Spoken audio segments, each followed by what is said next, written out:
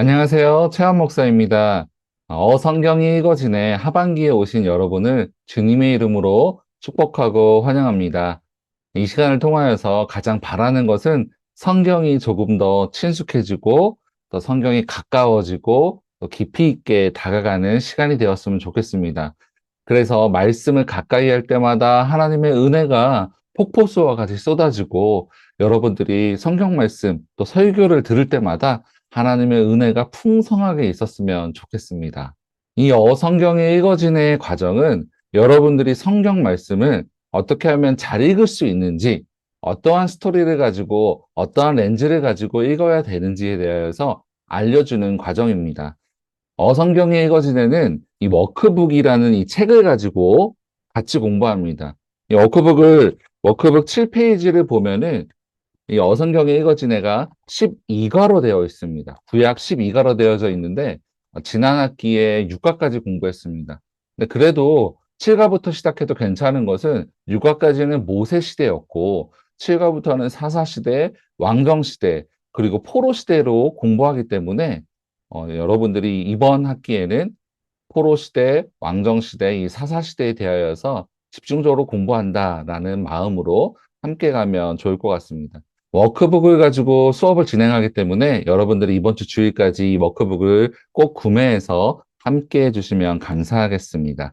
2층 서점에서 조금 저렴한 가격으로 여러분들을 기다리고 있으니 반드시 구입하셔서 다음 시간에 꼭 함께 하면 좋을 것 같습니다. 우리가 지난 상반기까지 6과까지 진행했는데요. 6과 제목이 무엇이었는지 여러분 기억나시는 분 있으세요? 6과 제목 한번 기억해 보세요. 모델이 되라고 나라를 만들었는데 엉망이구나라는 이 제목이었습니다. 하나님께서 이 세상을 세우시기 위하여서 창세기부터 법 만드시고 국민 만들고 그리고 또 영토를 만드셨습니다.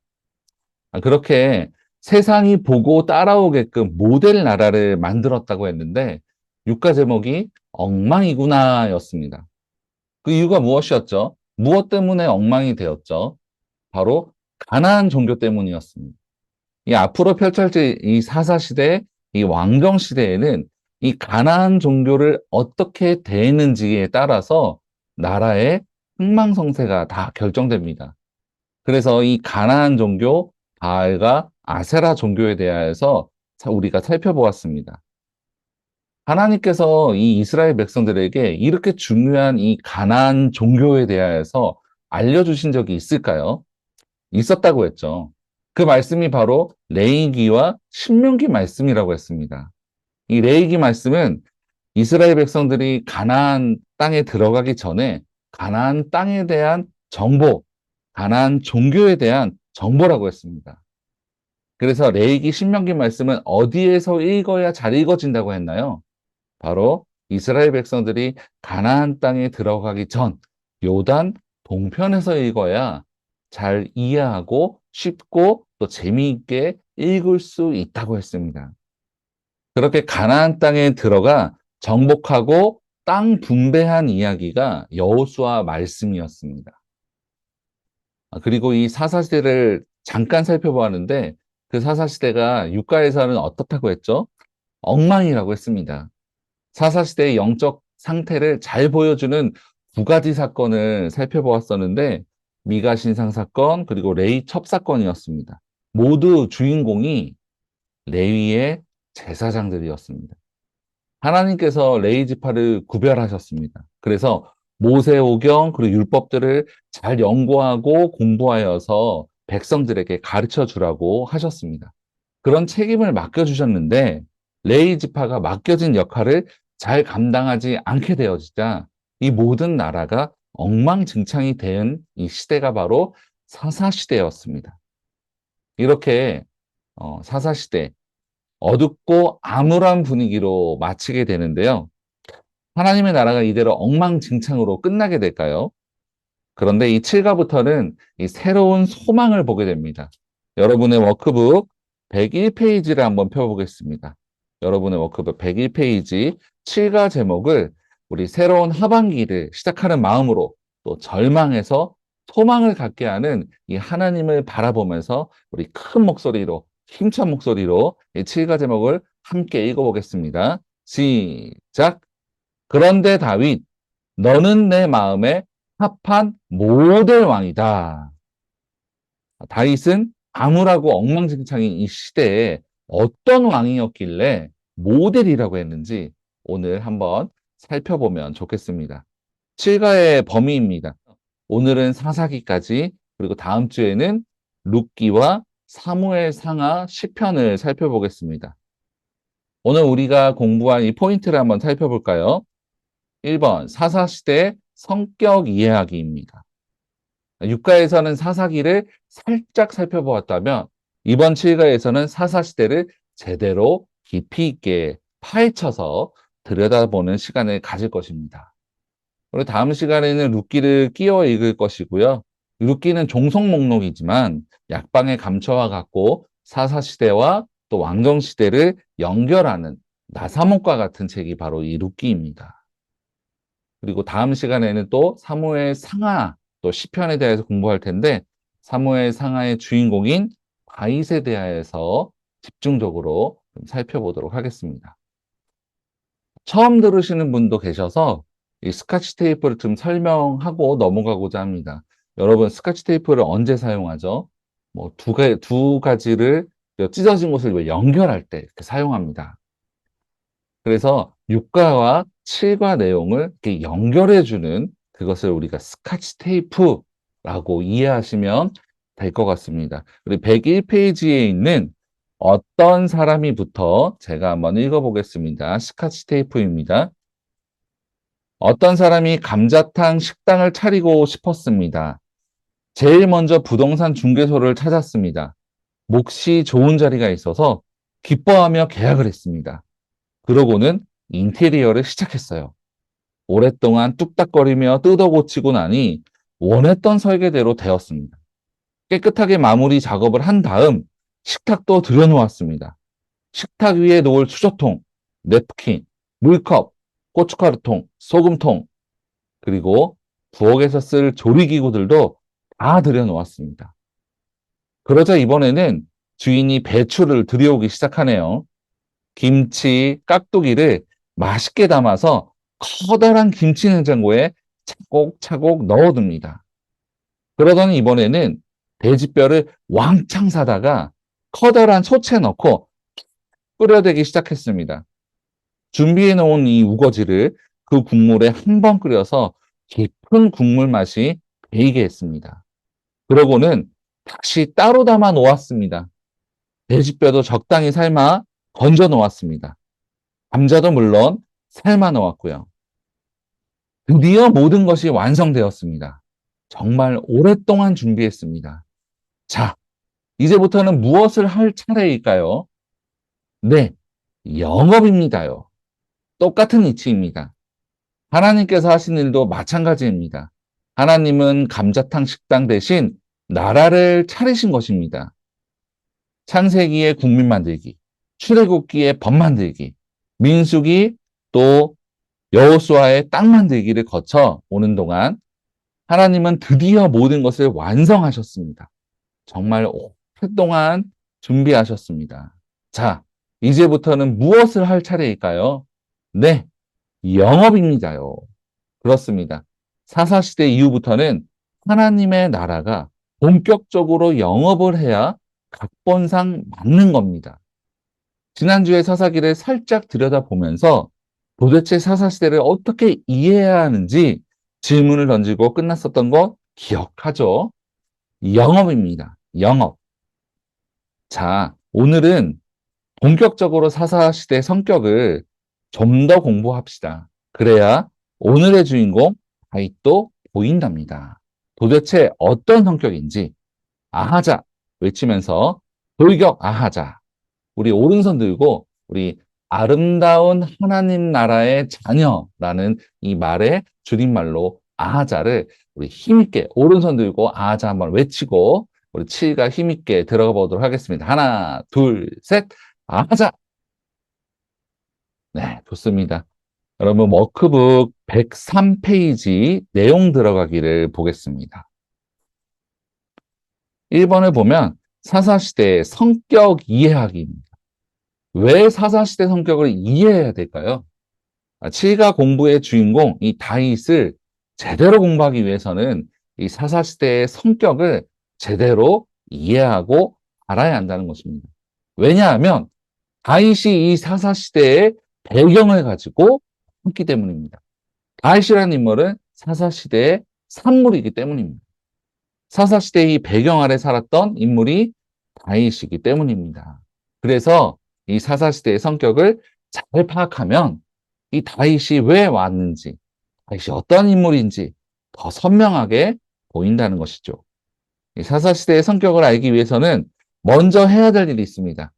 이 사사시대에 해당하는 이 성경 목록을 먼저 설정해 보자는 것입니다. 방가로 1번 사사시대 성경 목록입니다. 우리 지금까지 우리가 알아온 이 시대를 좀 살펴보면 어떤 시대가 있었습니까? 창조 시대가 있었습니다. 창조 시대는 창세기 1장부터 11장까지의 말씀입니다. 창세기 1장부터 11장까지 생장점이 가장 많이 있는 곳이라고 했죠. 바로 인류의 일반 역사를 창조 시대라고 하고요. 그 다음 시대는 족장 시대입니다. 아직까지도 이 창세기인데요. 창세기 12장부터 50장까지 이것을 족장 시대라고 합니다. 아브라함을 부르시고 시작한 이 하나님 나라, 이삭과 야곱 족장들로 이어지면서 국민을 이루는 시기, 이 시기를 바로 족장 시대라고 합니다. 그리고 출애굽기, 레위기, 민수기, 신명기 이것이 바로 모세 시대입니다. 모세가 애굽에서 이스라엘을 데리고 나와서 법 받고 그리고 땅 받아서 하나님 나라가 이루어지는 시대, 이 시대가 바로 모세 시대라는 것입니다. 그러면서 이 시대의 성경 목록을 모세 오경이라고 했는데요. 모세 오경은 바로 창출, 내, 민신, 창세기, 출애굽기, 레위기, 민수기, 신명기까지가 바로 모세가 쓴 모세 오경이라고 하는 것입니다. 그리고 이 모세 시대의 다음 시대가 바로 우리가 7가부터 살펴볼 사사시대입니다. 이 사사시대에 해당되는 성경 목록은 무엇이냐면 바로 여호수아, 사사기, 룻기, 사무엘, 상하 이 5권입니다. 왜 이 5권을 사사시대 성경들로 볼 수 있을까요? 우리가 어떤 색깔을 표현할 때 붉은 계열이다라고 표현할 때가 있습니다. 그럼 이 붉은 계열에는 어떤 색깔들이 들어있죠? 빨간색, 주황색, 핑크색, 주홍색, 다홍색 이런 색깔들을 다 붉은 계열이다 이렇게 표현하죠. 그래서 여러분 이 붉은 계열을 사사시대라고 이렇게 예를 들어보겠습니다. 그렇다면 여호수아, 사사기, 룻기, 사무엘, 상하를 주황색, 주홍색, 빨간색, 자주색 이렇게 볼 수 있다는 것입니다. 자, 그러면 왜 이 성경들이 이 사사시대의 성경 목록인지 한번 우리 말씀들을 성경을 펴서 말씀들을 찾아보면서 한번 알아가면 좋을 것 같습니다. 첫 번째는 여호수아 말씀인데요. 여호수아 주황이라고 써 있습니다. 사사기 내용과 겹치는 부분이 있다고 합니다. 어떤 부분이 겹칠까요? 먼저 여호수아 15장을 한번 펴보겠습니다. 여러분 성경책을 펴서 여호수아 15장 13절과 17절을 읽겠습니다. 여호수아 15장을 펴보면 여러분 그 제목이 뭐라고 써 있죠? 갈렙이 헤브론과 드비를 정복하다라고 이렇게 되어 있습니다. 13절을 보니 여호와께서 여호수아에게 명령하신 대로 여호수아가 기럇 아르바 곧 헤브론을 유다 자손 중에서 분깃으로 여분네의 아들 갈렙에게 주었으니 아르바는 아낙의 아버지였더라. 이 갈렙의 이야기가 나오네요. 또 17절을 보니 갈렙의 아우 그나스의 아들인 온니엘이 그것을 점령함으로 갈렙이 자기 딸 악사를 그에게 아내로 주었더라. 갈렙이 남쪽 유다 땅을 정복하는 이야기가 나오고 있습니다. 동일한 사건이 사사기 1장에도 나오는데요. 사사기 1장 13절입니다. 네, 여러분 찾고 계시죠? 사사기 1장 13절 말씀을 우리 함께 읽어볼까요? 시작. 갈렙의 아우 그나스의 아들인 온니엘이 그것을 점령하였으므로 갈렙이 그의 딸 악사를 그에게 아내로 주었더라. 여러분 어떻습니까? 아까 여호수아 15장 13절에 나온 사건과 같은 사건이 어디에 나오고 있죠? 사사기 1장에도 나온다는 것이죠. 그래서 여호수아서 내용과 이 사사기 내용이 겹쳐서 흘러가고 있다는 것이죠. 그래서 여호수아서부터 사사 시대의 성격과 이 배경을 가지고 있다고 볼 수 있습니다. 네, 두 번째로는 이 사사기. 사사기는 당연히 사사 시대 이야기이겠죠. 또 세 번째로는 룻기, 이 빨간색입니다. 사사기 내용 중 기드온 시대 즈음에 발생한 야사. 룻기는 왜 사사 시대로 볼 수 있을까요? 룻기 1장 1절 말씀을 볼까요? 룻기 말씀을 펴봅시다. 룻 이렇게 되어 있는 성경 말씀을 펴보시고 또 핸드폰으로 찾으셔도 괜찮습니다. 여러분 룻기 1장 1절을 다 찾아주시면 감사하겠습니다. 룻기 1장 1절 말씀을 제가 읽겠습니다. 사사들이 치리하던 때에 그 땅에 흉년이 드니라. 유다 베들레헴에 한 사람이 그의 아내와 두 아들을 데리고 모압 지방에 가서 거류하였는데 룻기의 배경은 바로 이 사사 시대를 배경으로 하고 있습니다. 엄밀히 말하자면 다섯 번째 사사인 이 기드온이라는 이 사사 시대에 있었던 이야기를 담은 말씀이고요. 역사가 흘러가는 정사가 있다면 역사의 흐름 속에서 나온 이 야사의 이야기가 바로 이 룻기의 말씀이라고 볼 수 있습니다. 문제는 이 사무엘 상하인데요. 이 사무엘 상하는 왕정시대가 아닙니까? 라고 질문할 수도 있을 것 같습니다.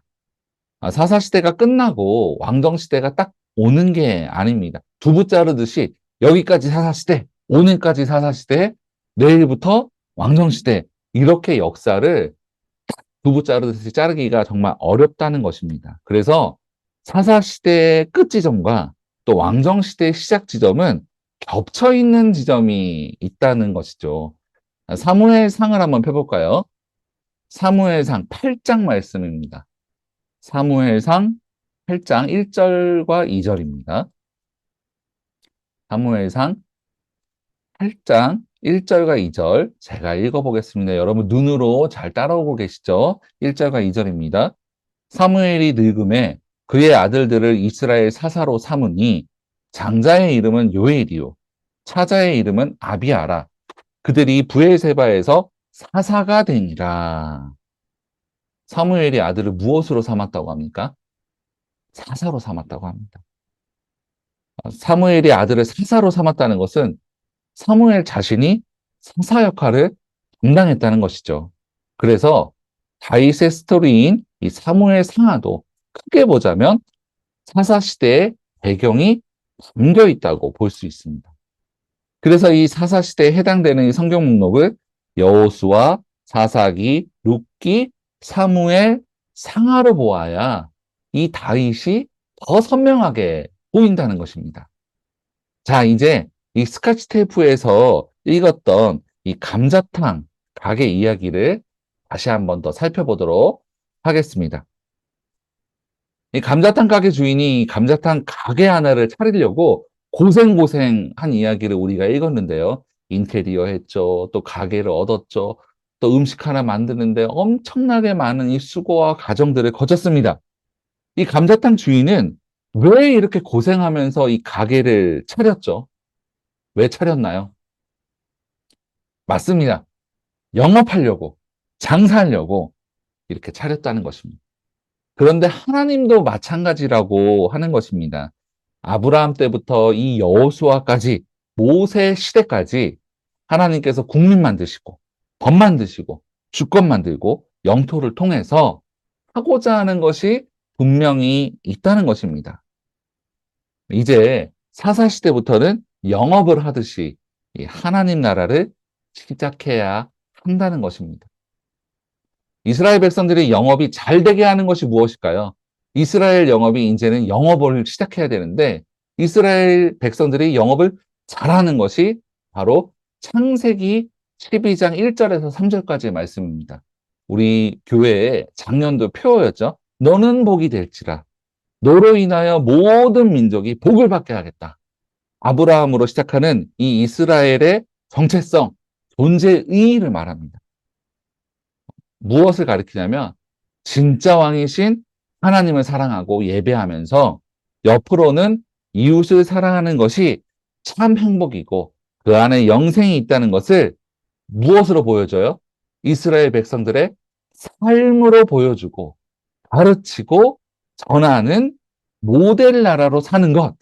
이것이 바로 이스라엘 백성들이 하나님께서 만들어주신 나라를 잘 운영하고 잘 경영하고 잘 영업하는 것입니다. 여러분, 모델이 무슨 역할을 합니까? 모델. 보고 따라올 수 있도록 보여주는 것입니다. 이스라엘이라는 나라가 모델이라는 것에는 이스라엘을 보고 이방 나라들이 저렇게 사는 것이 맞는 것이구나 라고 하면서 하나님을 예배하고 서로 사랑하는 것을 본격적으로 보여주면서 살아야 할 때가 바로 사사시대가 가게가 차려지듯이 이 나라가 모양을 갖추었으니 모델 나라로 살아야 된다. 이것이 사사시대에 하나님께서 이스라엘을 향한 마음이자 뜻이었습니다. 자, 이제 이 관점에 질문을 몇 가지 해보겠습니다.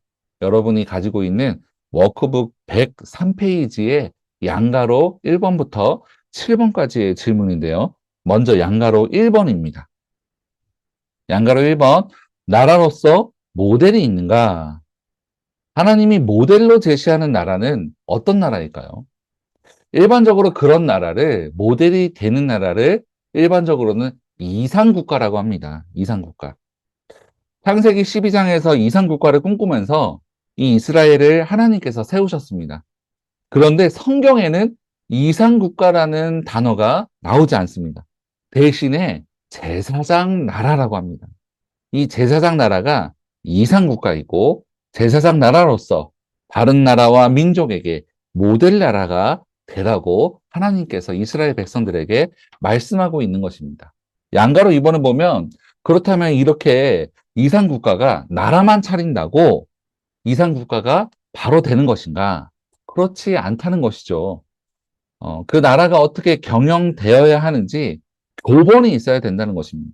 매뉴얼이 있어야 된다는 것입니다. 감자탕 가게 이야기를 해보면 감자탕 가게를 그냥 차려놓는다고 하여서 절대 그 가게가 잘 되어지지 않습니다. 음식을 만드는 레시피와 매뉴얼이 있어야 됩니다. 그래서 감자탕 맛있게 만드는 비법과 운영법이 있어야 그 감자탕 가게가 잘 되듯이 하나님 나라, 이 제사장 나라도 매뉴얼을 가지고 운영해 나갈 때 이 나라가 잘 운영되어질 수 있고 제사장 나라가 될 수 있다는 것이죠. 그렇다면 하나님께서 이 제사장 나라를 운영하는 이 매뉴얼을 주셨을까요? 양가로 3번입니다. 매뉴얼이 있나요? 있습니다. 하나님께서 주신 이 매뉴얼이 바로 모세오경입니다. 모세오경. 모세오경대로만 따라하면 이스라엘 백성들은 제사장 나라, 이상국가가 될 수 있다라고 하나님께서 알려주고 계신 것입니다. 모세오경이 바로 이상국가를 이루기 위한 매뉴얼이다. 이렇게 볼 수 있는 것입니다. 양가로 4번. 그럼 모세오경, 이 안에는 무슨 내용이 담겨 있나라는 것이죠. 모세오경을 한마디로 압축하면 무엇이냐면 바로 십계명입니다. 여러분, 이 십계명은 두 덩어리로 나눌 수 있다고 했죠. 어떤 덩어리입니까? 하나님 사랑, 이웃 사랑. 마태복음 22장에도 나오는 그것이죠. 하나님 사랑, 이웃 사랑. 하나님과의 관계, 사람과의 관계. 십계명 중에 1계명부터 이 4계명까지는 하나님과 또 인간의 관계. 여기서 무엇을 다루냐면 누가 왕이냐. 누가 이 온 우주의 진짜 왕이냐라는 것을 알려줍니다. 그리고 5계명부터 10계명까지는 주로 사람과 사람과의 관계를 이야기하는데 그럼 진짜 왕이신 하나님을 섬기는 사람들은 어떻게 살아야 되냐라는 것을 5계명부터 10계명까지 알려주고 있습니다. 그래서 정리해 보자면 하나님과의 관계, 또 누가 왕인지 알고 또 그것을 깨달은 사람들은 사람들과 어떻게 살아가야 되는지 이것을 매뉴얼로 하나님께서 이스라엘 백성들에게 다 주셨다는 것이죠. 하나님께서는 이렇게 말씀하셨습니다. 내가 거룩하니 너희도 거룩하라. 거룩과 온전을 향하여서 서로 사랑하면서 살아라. 이것이 바로 이상국가, 제사장 나라를 이룰 수 있는 매뉴얼이라고 하나님께서 이스라엘 백성들에게 알려주고 계신 것입니다. 양가로 5번을 보면 이 내용을 누가 알고 있었나? 바로 레이지파가 알고 있었습니다. 하나님께서는 이스라엘 백성들 12지파를 땅 분배를 하실 때 이 레이지파는 땅 분배를 해주시지 않았습니다. 그래서 이들은 48개의 성읍에 흩어져서 살면서 모세오경을 연구하고 또 백성들에게 가르치라고 레이지파에게 흩어져서 살면서 이런 임무를 주셨습니다. 그래서 사사시대의 관건은 레이지파가 얼마나 하나님 나라의 말씀을 잘 알고 잘 연구하고 잘 가르치느냐, 이것에 이스라엘 백성의 흥망성쇠가 이 안에 담겨 있는 것입니다. 계속해서 살펴보죠. 양가로 6번입니다. 그런데 레이가 잘했나? 잘했으면 엉망진창이 되지 않았겠죠. 육가를 봤더니 엉망진창이라고 했습니다. 첩을 내리고 레이지파 사람들이 첩을 내리고 그리고 또 우상을 섬기는 일이 일어나게 되었습니다. 레이지파가 이 모양이니 그냥 일반 성도들, 일반 백성들은 오죽했겠냐는 것입니다. 레이지파는 엉망진창으로 나라를 만들었습니다. 양가로 7번, 잘못한 결과는 무엇입니까? 레이지파는 레이지파대로 타락하게 되었고 백성들은 백성들대로 타락하여서 오염되어지고 가나안 종교에 의하여서 엉망진창이 되어버린 시대. 이 시대가 바로 사사시대입니다. 하나님께서 원하셨던 것은 무엇입니까? 바로 이상국가, 제사장 나라, 모델이 되는 나라였는데 이 나라는 지금 어떤 나라입니까? 엉망이구나라는 이 상황이 바로 이 사사시대였습니다. 그러면 정말로 하나님의 비전, 이 이상국가, 제사장 나라, 모델이 되는 이 나라를 만들겠다는 이 하나님의 비전은 이대로 실패로 끝날까요? 이 질문을 가지고 이 이상국가에 대하여서 조금 더 살펴보도록 하겠습니다. 워크북 105페이지 방가로 3번입니다. 이상국가에 대하여 성숙한 사회라고 나와 있습니다.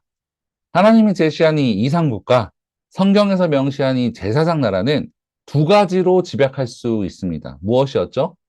위로는 진짜 왕이신 하나님을 섬기고 또 예배하고 또 알아가면서 옆으로는 백성들과 서로 사랑하고 또 거룩함과 성숙함을 이루는 공동체가 바로 하나님께서 꿈꾸시는 제사장 나라입니다. 이런 이상국가, 성경에서만 나오는 것일까요? 이 이상국가라는 말 자체는 일반 세계사에서도 나오게 됩니다. 왜냐하면 사람들이 꿈꾸는 나라가 있었기 때문입니다. 이상국가라는 말은 처음에 이 플라톤이라는 사람의 이상국가론에서 처음 나오게 됩니다. 이 플라톤은 어떤 천인이나 현인이 나타나야, 어떤 사람이 나타나야 이상국가를 이룰 수 있다고 했습니다.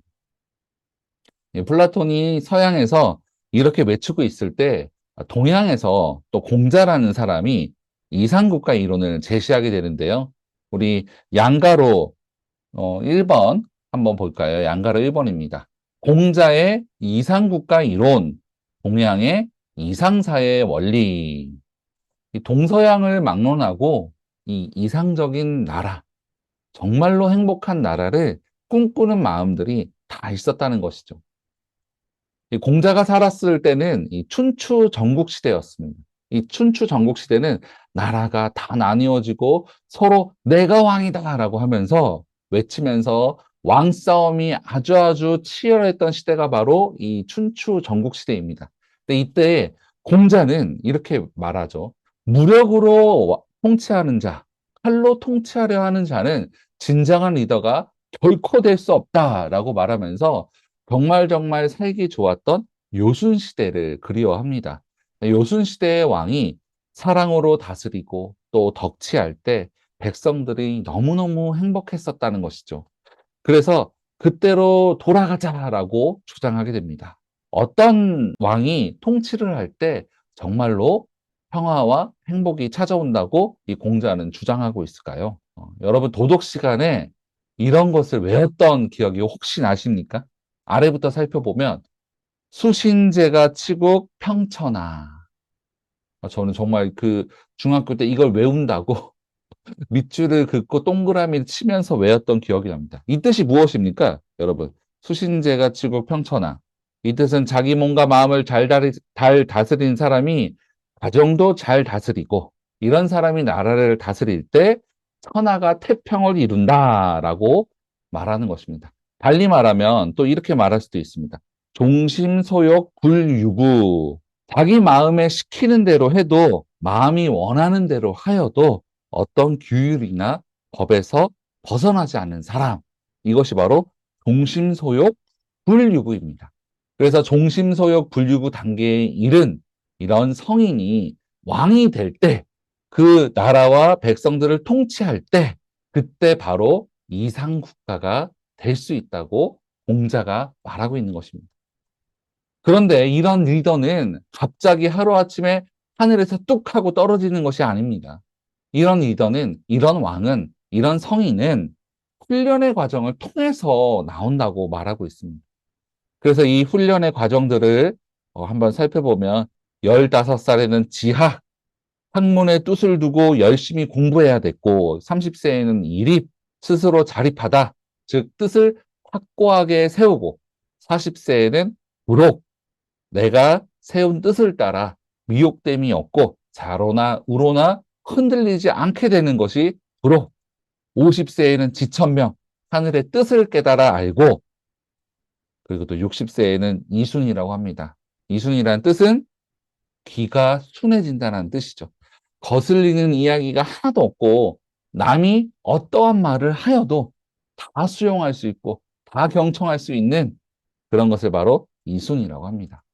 이제 70세가 되니까 종심소욕 불유구, 마음이 내키는 대로 살아도 어떠한 규율이나 이 법도, 제도, 원리를 넘어서지 않는 그런 성숙한 경지에 이르게 되었다는 것입니다.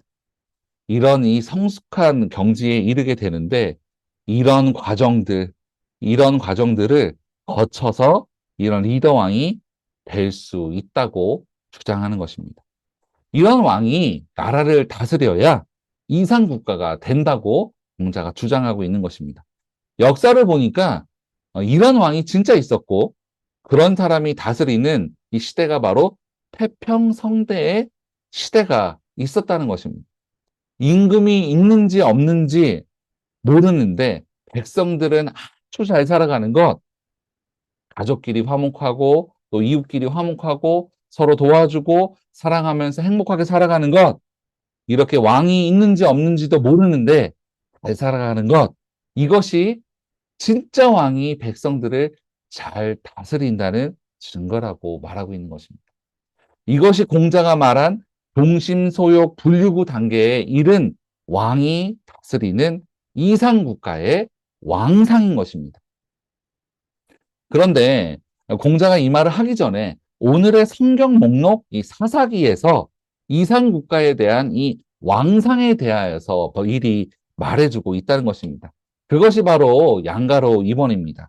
양가로 2번 볼까요? 양가로 2번 보면 사사기 요절, 사사기 21장 25절 해석하기입니다. 여러분 무엇을 해야겠습니까?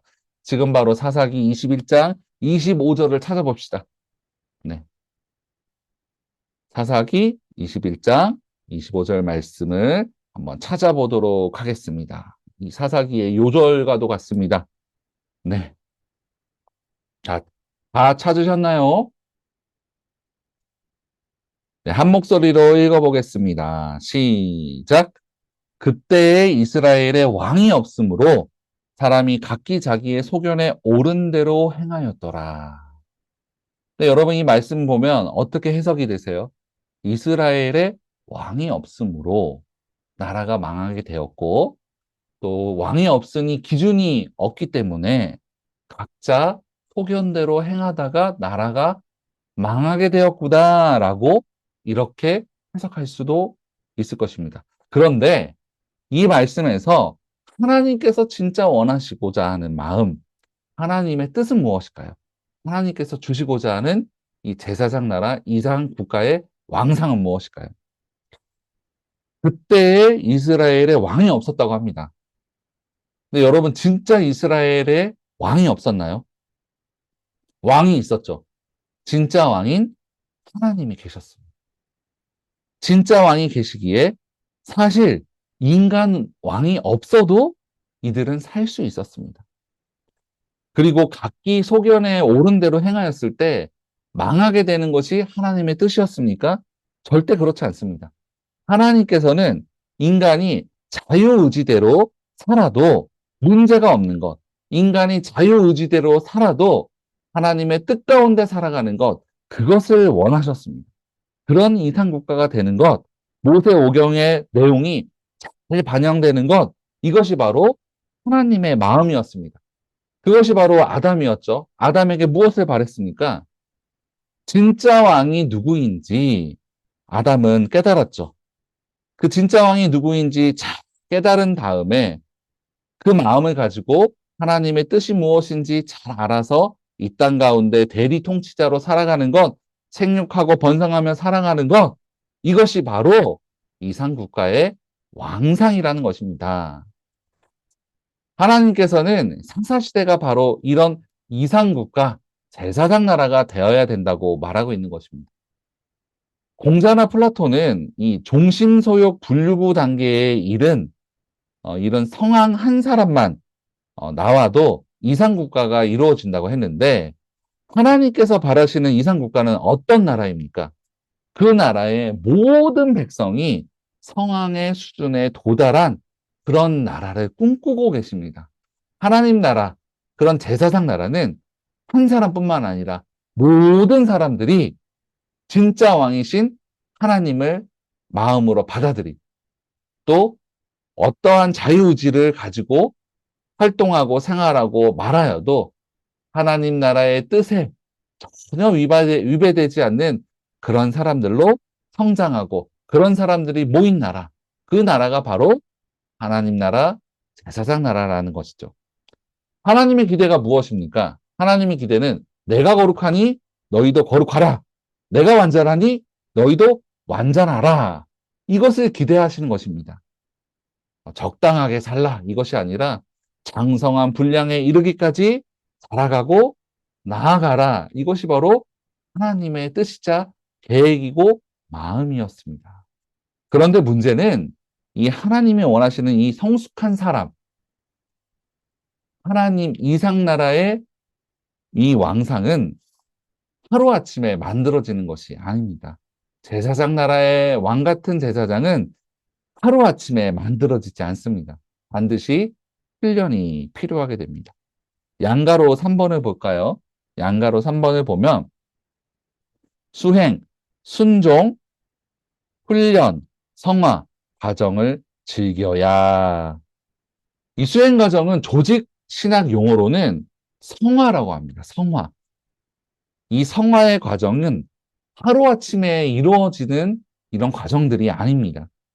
어느 날 내가 예수님 믿었다고 하여서 갑자기 1시간 뒤, 또 다음 날 모든 것이 변화되어져서 우리의 신분은 변했지만 날마다 십자가로 나를 못 박고 자기를 부인하고 하나님께 온전히 항복하며 왕으로 모시는 일을 날마다 하며 나아가는 이 성화의 과정들을 반드시 거쳐야 하나님께서 원하시고 바라시는 그런 놀라운 왕 같은 제사장과 같은 그런 왕상으로 우리가 성장하고 성화되어진다는 것이죠. 올림픽에 나간 선수가 그냥 메달을 딸 수 없습니다. 많은 훈련의 시간을 거쳤기 때문에 메달을 손에 거머쥘 수 있는 것입니다. 이번에 성경이 읽어지네를 들으시는 분들이 정말 많습니다. 말씀을 알아가고 또 순종하고 읽기를 원하시는 분들이 많다는 것인데요. 이 과정들이 쉽습니까? 정말 어려운 것이 사실입니다. 그런데 그럴 때 힘들 때 포기하고 또 절망하고 또 피하는 것이 아니라 힘들 때 주님을 더 바라보고 강의를 들으시는 분들 바라보고 서로 힘을 내어서 은혜를 구할 수 있는 여러분 되시기 바랍니다. 기독교의 성화는 노력만으로 되어지지 않습니다. 기독교의 성화는 성령의 은혜와 능력으로 되는 것입니다. 나도 부단히 노력을 하겠지만 나 혼자의 의지와 노력으로 결코 되지 않습니다. 그 위에 성령의 은혜가 함께 하기 때문에 가능한 것이고 그 성령의 은혜 때문에 감사가 되고 또 즐겁게 이 길을 걸어갈 수 있는 것입니다. 어성경이 읽어진을 통해서 우리가 이번 하반기에 바라는 것 한 가지 있다면 이것 하나가 되었으면 좋겠습니다. 어성경이 읽어진애를 통하여서 이전보다 더 거룩해지는 것, 이것이 우리의 목표가 되면 좋겠습니다. 그렇다면 이 성경에 이렇게 성화된 사람, 성숙한 왕이 다스리는 시대가 있었을까요? 있었다는 것이죠. 방가로 4번입니다. 방가로 4번을 우리 함께 읽을까요? 시작. 왕을 기다리는 사사기. 그렇다면 성경에는 이런 모델 왕이 있는가? 다시 사사기 요절, 사사기 21장 25절 함께 읽겠습니다. 시작. 그때에 이스라엘에 왕이 없으므로 사람이 각기 자기의 소견에 오른 대로 행하였더라. 사사기는 이렇게 왕을 기다리는 여운을 남기면서 마치게 됩니다. 인간의 자유의지를 가지고 하나님은 왕이시다라고 드러내는 모델 왕. 이 모세오경에서 말하는 사람. 위로는 하나님을 진짜 왕인지 알고 옆으로는 백성을 사랑으로 다스리는 왕. 성숙하고 완전한 자가 있는가? 그 모델이 바로 다윗 왕이라고 소개하고 있는 것입니다. 여러분 오늘 이렇게 사사기에 대해서 살펴보았습니다. 사사시대 어땠습니까? 외적으로는 또 겉으로는 정말로 엉망진창인 시대가 바로 이 사사시대였습니다. 그런데 정말 아이러니하게 이상국가 제사장 나라의 왕상인 다윗이 어느 시대에서 나왔습니까? 바로 이 사사시대에서 나왔습니다. 엉망진창인 이 역사 속에서도 무엇이 흘러갔다는 것을 볼 수 있습니까? 바로 이 하나님 나라는 망하지 않고 흘러가고 있다는 것을 볼 수 있습니다. 여러분, 우리는 어두운 시대를 살아가고 있습니다. 그래서 때로는 하나님께서 일하시지 않는 것처럼 보이는 그런 시대에 살고 있습니다. 도무지 해결의 실마리가 보이지 않을 때 창세기부터 시작된 이 하나님 나라가 이 엉망진창인 사사시대에도 흘러간다는 것을 우리가 볼 수 있어야 합니다. 이것이 바로 하나님 나라의 관점으로 성경을 읽는 것이고 그 하나님 나라의 관점으로 우리의 삶과 이 시대를 해석하는 것인 줄 믿습니다. 우리 다음 주에는 다윗을 찾아가는 룻기 그리고 사무엘 상하에 대하여서 살펴보도록 하겠습니다. 함께 기도하겠습니다. 하나님 아버지, 하나님께서 백성들 그리고 법과 또 영토를 주신 이유와 목적에 대하여서 알게 하시니 감사합니다. 그러나 그동안 하나님의 사랑을 알지 못하고 또 찾지 않고 등한시하고 살았던 우리들의 모습들을 회개하오니 주여 긍휼히 여겨 주옵소서.